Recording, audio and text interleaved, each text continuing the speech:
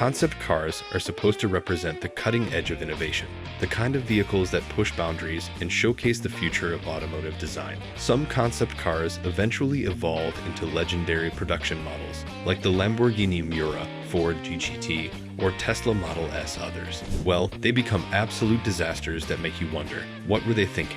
Today, we're diving into the worst concept cars that should have never existed. These are the cars that left people scratching their heads, laughing in disbelief, or straight up horrified by their bizarre designs, pointless features, and impractical engineering.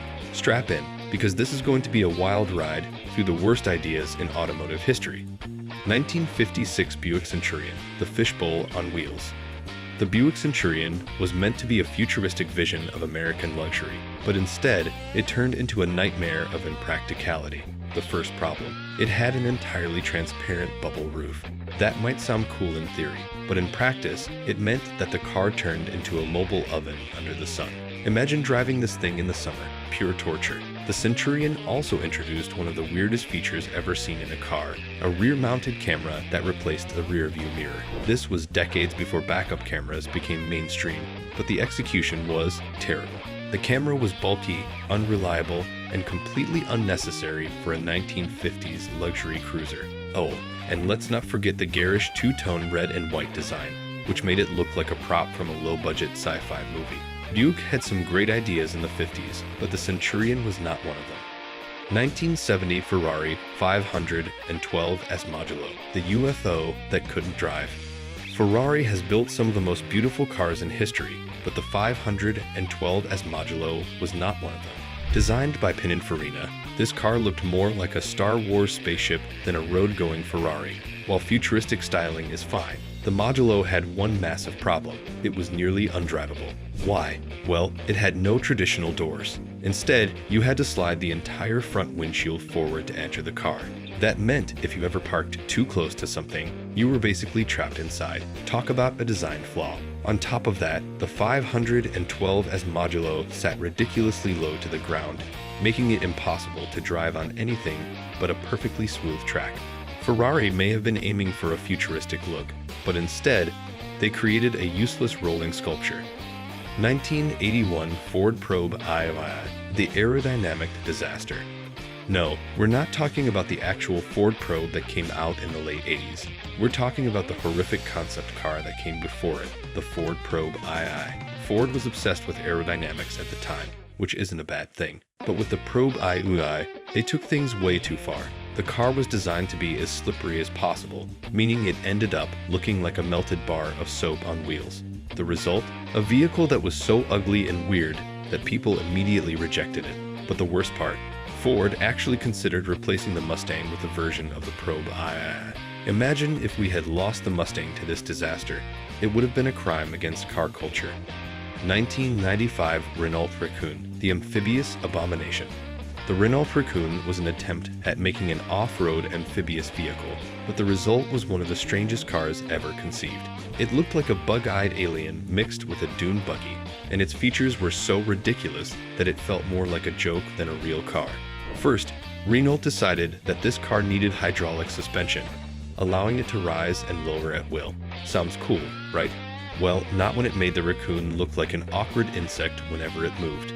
Then they gave it gull-wing doors, which is fine for a supercar, but completely unnecessary for a vehicle designed to go through mud and water. The final nail in the coffin. The Raccoon was way too expensive to ever become a real production vehicle, meaning it was nothing more than an expensive engineering experiment that nobody asked for. 2001 Volkswagen Nardo W12, a supercar that went nowhere. Volkswagen isn't known for supercars, but in the early 2000s, they decided to take a shot at it. Enter the Nardo W12, a concept car that was supposed to be Volkswagen's answer to Ferrari and Lamborghini. Sounds cool, right? Too bad it was a complete waste of time. The Nardo W12 was powered by a 6.0 liters W12 engine, producing 591 HP, which was impressive. But there was one major issue. Nobody wanted a Volkswagen supercar. Even though the car set multiple speed records, VW realized that nobody would ever take a $200,000 Volkswagen seriously. Instead of putting the Nardo into production, VW scrapped the idea and repurposed the engine for the Bentley Continental GT and Audi A8. The Nardo W12 ended up being nothing more than a forgotten experiment, proving that some companies should just stick to what they do best.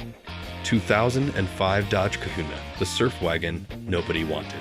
Dodge tried to create a retro-cool surf van with the 2005 Kahuna, but instead they ended up with one of the ugliest concept cars of all time.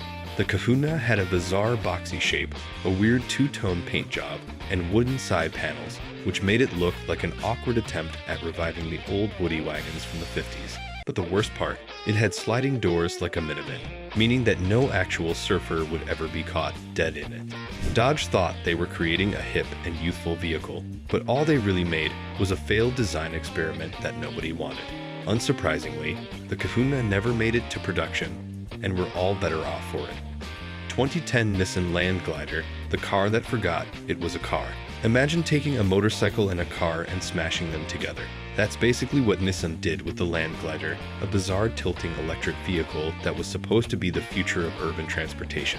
The Land Glider leaned into turns like a motorcycle, but it had 4 wheels, making it feel like it was having an identity crisis. The idea was that it would be more maneuverable in tight city spaces, but in reality, it just looked unstable and awkward.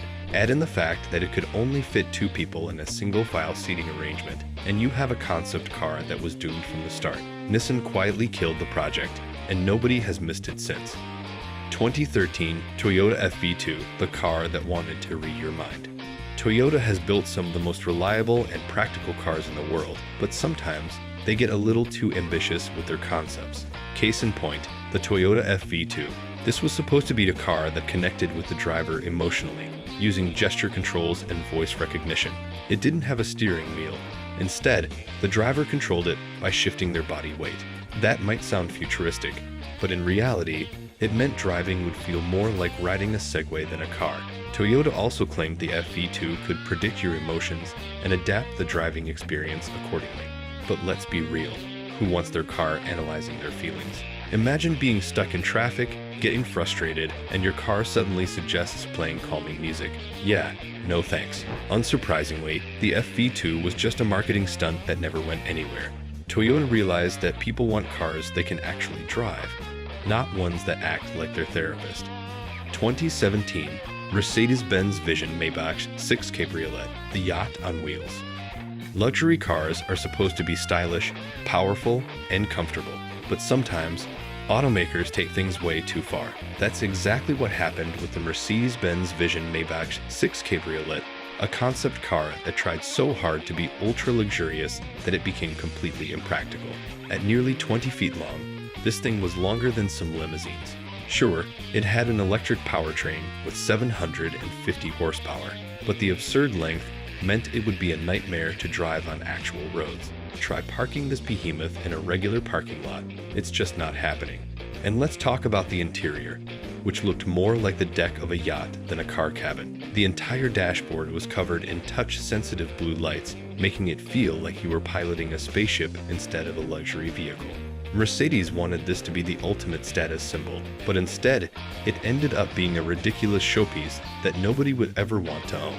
Concept cars are supposed to showcase the best ideas for the future of cars, but as we've seen today, not every idea is a good one. Some of these cars were too impractical, too ugly, or just plain unnecessary, proving that even the biggest car companies can make some truly terrible mistakes. Which of these concept cars do you think was the worst? Let us know in the comments. And don't forget to like, subscribe, and hit the bell for more insane car content.